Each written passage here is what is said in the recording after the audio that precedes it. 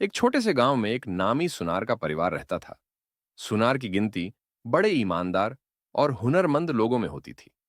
लेकिन किस्मत ने ऐसा पलटा खाया कि उसकी आकस्मिक मृत्यु हो गई।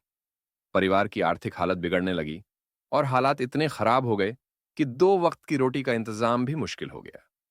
एक दिन सुनार की पत्नी ने अपने बेटे को पास बुलाया। हाथ में नीलम का एक चमचमाता हार थमाते हुए बोली, बेटा, इसे अपने चाचा की दुकान पर ले जाओ और कहना इसे बेचकर कुछ पैसे दे दें। शायद इससे हमारा गुजारा हो जाए। लड़का हार लेकर चाचा की दुकान पर पहुंचा।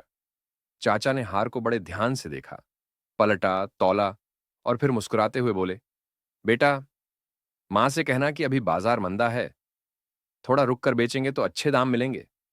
फिलहाल ये ली थोड़े पैसे और कल से मेरी दुकान पर आकर बैठना। लड़के को यह बात अजीब तो लगी, लेकिन उसने बिना कुछ कहे पैसे लिए और घर लौट गया। अगले दिन से लड़का चाचा की दुकान पर जाने लगा। वहां उसने गहनों और हीरों की परख करना सीखा।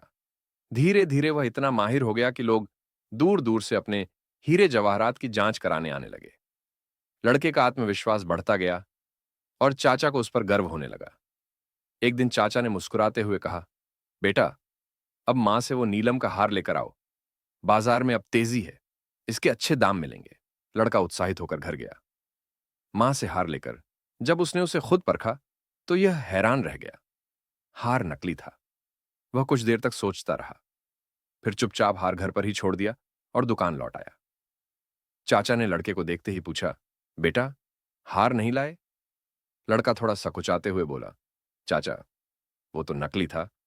चाचा ने हंसते हुए उसके कंधे पर हाथ रखा और बोले, यही तो मैं चाहता था कि तुम्हें खुद इसका पता चले। जब तुम पहली बार हार लेकर आए थे, अगर मैंने उसी वक्त कह दिया होता कि हार नकली है, तो शायद तुम्हें लगता कि आज, जब हमारे हालात खराब हैं, तो चाचा भी धोखा दे रहे हैं। लेकिन अब, जब तुम्हें खुद ज्ञान हो गया, तो सच अपने आप सामने आ गया। चाचा ने गहरी सांस लेते हुए कहा, बेटा, यही इस दुनिया की सच्चाई है।